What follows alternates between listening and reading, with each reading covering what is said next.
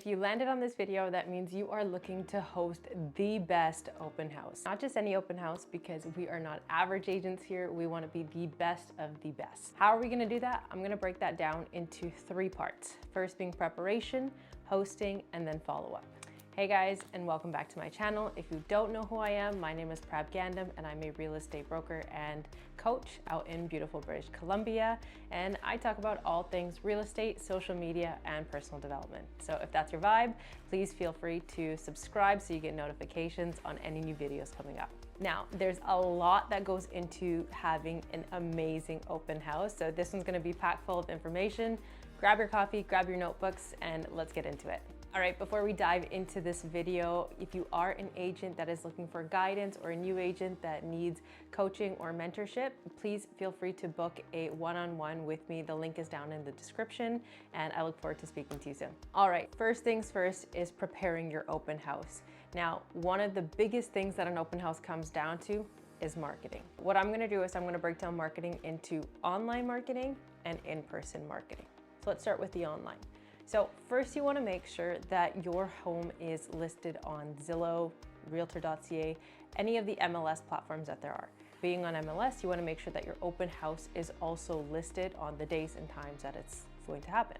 We're also gonna post on social media. You're also gonna wanna put some money behind your posting, and you're gonna make some flyers that you can put out to the community. Now, what I mean is creating a flyer with the open house details, location, beds, bathrooms, a brief overview, and then you can put that out. Something I recommend doing on your digital flyer is not putting an exact address. Why? Because when a lead is scrolling through Instagram, Facebook, and they see your ad come up of your listing, they want to know more information. Instead of them just looking at the address, searching it up themselves, going or not, you want them to message you. You want to have a conversation because you are the best representation for this open house. You want to make sure that those guys come. So when you post that, post the neighborhood, post the features, post anything that you want that's going to entice somebody to come in. Make sure you have good pictures. Pictures are some of the best promoting tools when you're posting on MLS or you're posting on social media. Now with pictures, I would say post 3 or 4 great photos of the listing, but try to leave something out that a buyer would be interested in. So let's say a focal point of the listing would be a kitchen or the front of the property. Leave something that the prospect will want more. So that way when they come to the open house, they're actually waiting and wanting to see something that they didn't get to see online. Now, when I talk about putting some money behind your open house, that means actually putting an ad out there. Now, what I mean is creating a targeted ad so that way your open house is going to actual prospects and it's actually targeted to the communities that you want to hit, thus ensuring that you get the most exposure possible for your open house. And then what we're going to want to do is organic exposure. So that means like posting anything on your social media, Facebook, Instagram, TikTok, even YouTube. So make sure that you're doing anything you can to create a buzz around this home. What I would do is recommend, say, on Monday, Wednesday, and Friday before the open house, post a quick tidbit about the open house. Give a little blurb about what the open house is all about. List the features of the property. So that way, anytime a prospect is looking on social media, they'll learn about the house and then they'll want to come check it out. Now we're going to move on to the in-person marketing, which is doing things like cold calling the neighborhood and circle prospecting. So get a list of the neighborhood, and then you're gonna wanna door knock around. Door knock the neighborhood about 2 to 3 days beforehand and create a buzz in the community. And you're gonna create something called a community exclusive. Now, it's very simple. You're gonna go door to door, you're gonna talk to the neighbors and let them know, hey, my name is so-and-so, and I'm hosting an open house on Saturday or Sunday, this time. But what I want to do for you is I'm actually hosting a community exclusive just for you guys and people that you might know that want to move in the neighborhood. That's going to be 30 minutes before the actual listed time that the public is allowed to come in. So you're going to want to block out 30 minutes before the public gets to see the open house to create an exclusive opportunity for neighbors and neighbors' cousins, friends, or anybody they might know, so that way they can come in. Because most neighbors want to have control who moves in next to them. They want to know if they have good neighbors. So chances are if you say, hey, I'm hosting an open, do you know anybody that wants to move in? They might know their cousin that's out of town that wants to come into this area. So that's gonna be your best bet at getting local traffic and community traffic through the door. And remember, people love exclusivity. So if you can create that exclusive experience, you're gonna create a big buzz around the property a couple days before the actual event. Now, you're also gonna wanna prepare a couple things like the MLS forms, and you're also gonna prepare a feedback form that goes on top of that. Now, I know it's a digital day and age. A lot of people like scanning QR codes when they come to open houses, but I just feel like the old-fashioned way of someone putting pen to paper is actually more effective. Because when you give them a form, you give them something that they can actually write down. It actually prompts them to do so. Sometimes people will skip through a QR code and breeze through the entire house and not even sign it. And the cool thing about having a feedback form is you'll probably get less people that are likely to give you wrong phone numbers because you're asking for genuine feedback. So some questions to include on this form can be, what do you rate the home out of 10? Do you think the home is overpriced? Little questions that are actually gonna get an introduction to what the buyer is thinking. And what's cool about these feedback forms is, let's say you have 5 forms where buyers are saying that the cost of the home is too high.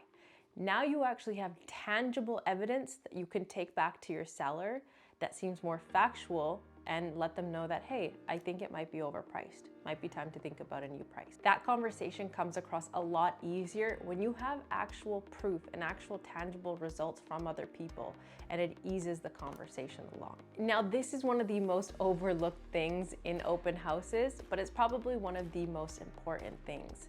And that is learn, learn, and learn. Learn about the home, learn about the community. So you wanna learn about things like the homeowners association. You wanna learn about, is there garbage pickup? For attached homes, what are the strata fees and what do they include? How old is the roof? When was the HVAC replaced? How much frontage is there?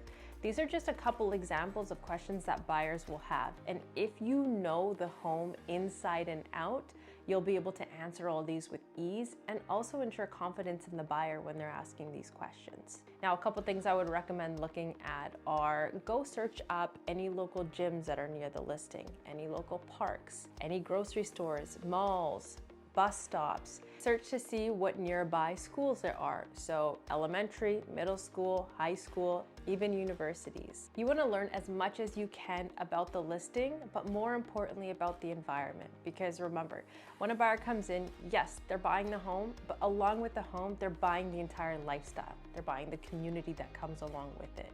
And the more questions that you can answer, and the more you know about the listing, and the more you know about the community, the easier it is to actually create and paint a picture for a prospective buyer to come in and purchase the house. Hey guys, if you're finding this video informative, please do subscribe and to tune in for more videos exactly like this one. All right, now we made it to hosting day. So on your way to the listing, what you're gonna wanna do is pick up some balloons, anything eye-catching, and you're gonna wanna use that to attach to your open house sign that's gonna go in front of the home. You're gonna wanna put it on the mailbox. So anything that'll help you distinguish the property and anybody driving by, so that way it'll prompt them to stop and wanna have a look inside. Now, you're also gonna wanna set up open house signs, directionals that are going on the nearby streets, prompting people to come in. Those directionals will have a huge impact on prospects finding the home and then coming in, and also just foot traffic coming through. Those directionals will get a lot more people interested and walking through the door.